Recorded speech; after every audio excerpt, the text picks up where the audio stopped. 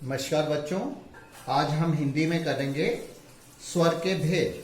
स्वर के 3 भेद होते हैं। पहला होता है हरस स्वर। हरस स्वर क्या होता है? जिन स्वरों के उच्चारण में एक मात्रा का समय लगता है उसे हरस स्वर कहते हैं। और इसका उदाहरण है अ, ई, उ और री। और दूसरा भेद है दीर्घ स्वर। दीर्घ स्वर क्या होता है? जिन स्वरों के उच्चारण में 2 मात्रा का समय लगता है उसे दीर्घ स्वर कहते हैं। और आप ये भी कह सकते हैं जिन स्वरों के उच्चारण में हरस स्वर से दुगना समय लगता है उसे दीर्घ स्वर कहते हैं। इसका उदाहरण है आ, ई, उ, ए, ऐ, ओ, औ। और तीसरा है प्लुत स्वर। जिन स्वरों के उच्चारण में हरस स्वर से तिगुना यानी 3 गुना समय लगता है उसे प्लुत स्वर कहते हैं। इसका उदाहरण है जैसे ओम। तो ओम में क्या है? हम ज्यादा समय लगाते हैं और इसमें जो है हरस स्वर से 3 गुना समय लगा तो इसे प्लुत स्वर कहते हैं। इसके बाद हम करेंगे मात्रा। जैसे हमने बताया था कि हमारे 11 स्वर होते हैं हिंदी वर्णमाला में और उन स्वरों से जो हैं मात्राएं बनती हैं। तो मात्रा होती क्या है? जब किसी स्वर को किसी व्यंजन से मिलाया जाता है तो उनको चिन्ह रूप में ग्रहण किया जाता है। स्वर के इस चिन्ह या छोटे रूप को मात्रा कहते हैं। जैसा हमने बताया था कि व्यंजन क्या होते हैं? जो स्वरों के साथ या स्वरों की सहायता से बोले जाते हैं। तो जब कोई स्वर व्यंजन के साथ मिलता है तो ये एक चिन्ह ग्रहण कर लेता है, उसी चिन्ह को मात्रा कहते हैं। जैसे हमने पहले भी बताया था कि अ की कोई मात्रा नहीं होती, लेकिन जिस व्यंजन के साथ जुड़ता है उसे पूरा बना देता है। आ, ये आ की मात्रा, ई, बड़ी ई, उ, री, ए, ऐ, ओ, औ। ये जो हैं आप 10 मात्राएं देख रहे हैं। उसके बाद व्यंजन के भेद।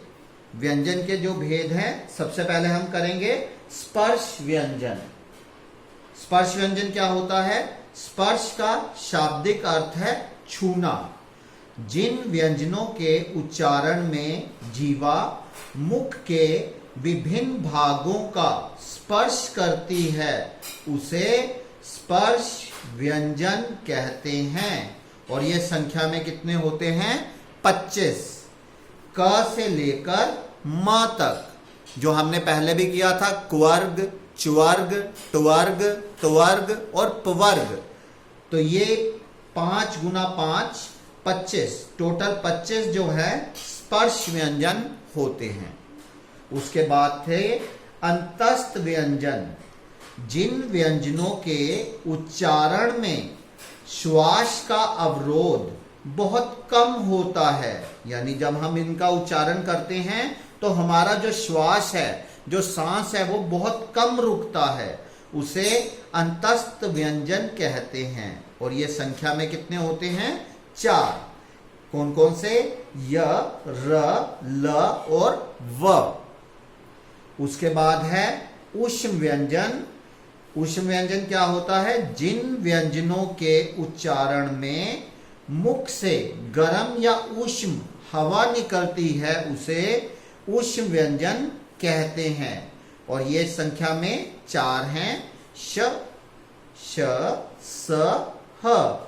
इनको उच्चारण करते समय आप अपने मुख के आगे अपना हाथ उल्टा करके रखें और फिर इनका उच्चारण करके देखें। श, श, स, ह। तो आप महसूस करेंगे कि हमारे मुख से गर्म हवा निकल रही है, इसीलिए इसको ऊष्म व्यंजन कहते हैं। और फिर आता है संयुक्त व्यंजन।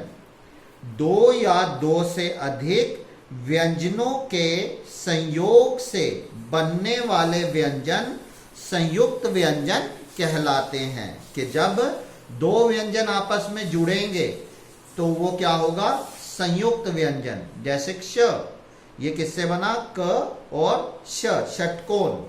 क आधा है इसमें और श पूरा है, तो ये बना श, क्षत्रिय। फिर ये क्या है, त्र। त्र किससे बना, त आधा और र पूरा, तो जैसे त्रिशूल, तो ये है त्र। ऐसे ही ज्ञ, ज और अना, जैसे ज्ञान, तो ये है संयुक्त व्यंजन। और फिर है श्र। श्र किससे बनता है, श आधा और र पूरा, जैसे श्रम, श्रीमान। तो ये जो चार हैं, क्ष, त्र, ज्ञ और श्र, ये हैं संयुक्त व्यंजन। एक आपने बेटा हिंदी में देखे हैं द्वित्व व्यंजन। द्वित्व व्यंजन क्या होते हैं, जो व्यंजन दो समान व्यंजनों के संयोग से बनते हैं, यानी एक जैसे व्यंजन जब आपस में जुड़ते हैं। जैसे क आधा जमा क पूरा, तो कैसे होगा, एक आधा क और दूसरा पूरा क। तो जैसे पक्का, च और च आपस में जुड़ा तो एक आधा च और दूसरा पूरा च। जैसे बच्चा और त, जो आप ये त के ऊपर लाइन देख रहे हैं, ये क्या है, आधा त। त आधे में और ये पूरा त जुड़ा तो ये बना सत्ता। तो यहां पे आप देखिए, ये त के ऊपर जो ये लाइन लगी है, ये क्या है, आधा त। तो इन व्यंजनों को क्या कहेंगे, द्वित्व व्यंजन। इसके अलावा बेटा हिंदी में ध्यान देने की कुछ और बातें हैं। जैसे र के साथ उ या उ की मात्रा अन्य व्यंजनों की तरह नीचे ना लगकर उसके मध्य भाग में जुड़ती हैं। जैसे अब यहाँ पे जुड़ती देखो, तो यहाँ उ यानी छोटे उ की जो मात्रा है वो ज के नीचे जुड़ी है, ठीक है। ऐसे ही ग के नीचे जुड़ी है। लेकिन जब ये र की मात्रा किसके साथ जुड़ती है, उ की मात्रा, र के साथ जो ये उ की मात्रा है, जब र के साथ जुड़ेगी तो ये इसके साइड में जो इस तरह से जुड़ेगी। जैसे र और उ, र और उ, ये छोटा उ है तो उ की मात्रा किस तरह लगेगी, इस तरह से, रुपया, ठीक है। गुरु, करुणा, तो अगर आप र पे इस तरह की मात्रा देखते हैं तो ये किसकी मात्रा है, उ की, ठीक है। और जब र के साथ क्या जुड़ता है, उ, तो ये क्या बनता है, रु।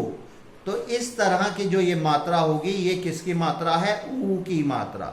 जैसे रूप, रूखा, जरूर। तो आप यहां देखिए, यहां जो र की मात्रा है ये अलग है और ये मात्रा अलग है। तो जो ये ऊपर वाली मात्रा है ये किसकी है, उ की, और ये वाली किसकी मात्रा हुई, उ की।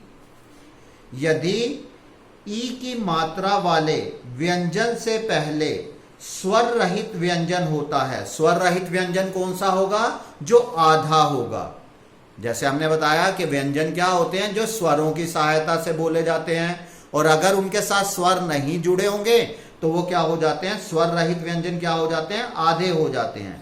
तो एक और जो है आप हिंदी में नियम देखेंगे कि यदि ई की मात्रा वाले व्यंजन से पहले स्वर रहित व्यंजन यानी आधा व्यंजन आए तो ई की मात्रा स्वर रहित व्यंजन से पहले लगती है।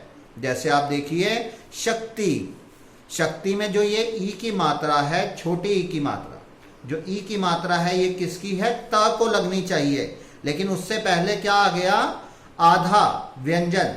व्यंजन जो है यहाँ पे आधा है, स्वर रहित है, तो वो जो ई की मात्रा त को लगनी थी वो किसको लग गई, क को। लेकिन उच्चारण किसके साथ होगा, त के साथ ही। जैसे शक्ति, व्यक्ति। तो यहां पे जो ये मात्रा होती है, छोटी की मात्रा, अगर किसी पूर्ण व्यंजन से पहले आधा व्यंजन आ जाए तो वो ई की मात्रा आधे व्यंजन को लग जाती है, स्वर रहित व्यंजन को लग जाती है।